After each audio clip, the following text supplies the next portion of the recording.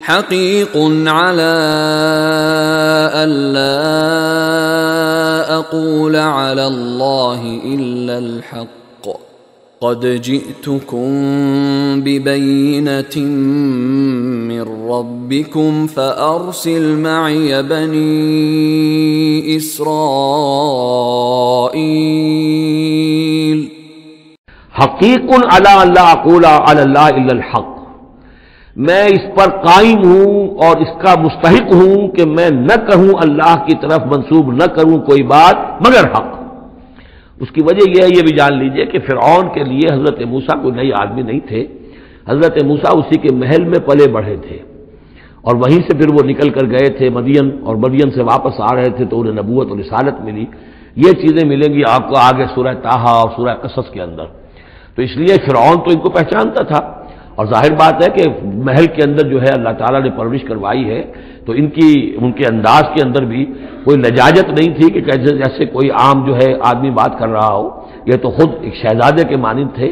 تو دیکھو میں تم سے کوئی غلط بات کہنے والا نہیں ہوں، میرا مقام اس سے بہت بلند ہے کہ میں کوئی گھٹیا طرز عمل اختیار کروں۔ حقیق علی اللہ اقول علی اللہ الا الحق قد جئتکم ببینۃ من ربکم، میں لے کر آیا ہوں تمہارے رب کی طرف سے ایک کھلی نشانی۔ فارسل معی بنی اسرائیل، تو میرے ساتھ بنی اسرائیل کو رخصت کر دو۔ یہ بنی اسرائیل جو حضرت یوسف کے زمانے میں فلسطین سے آ کر آباد ہو گئے تھے، اور ایک زمانے تک تو انہوں نے بہت عیش وہاں کیے۔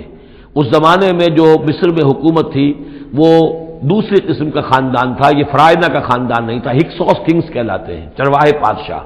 وہ عرب کے علاقے سے جا کر انہوں نے حکومت قائم کی ہوئی تھی۔ انہوں نے ان کی آؤ بھگت بھی کی، حضرت یوسف کا بھی احترام بہت تھا، پیرزادوں کی طرح رہے کئی سو برس تک۔ لیکن پھر وہاں ایک نیشنلسٹ ریولوشن آ گیا، اور جو وہاں کی اصل قبطی قوم تھی اس نے ہکسوس کو وہاں سے نکال باہر کیا۔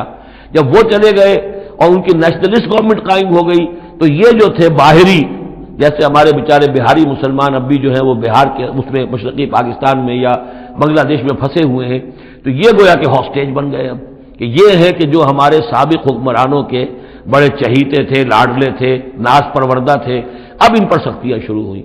تو کئی سو سال سے ان کے اوپر یہ قوم سختیاں کر رہی تھی۔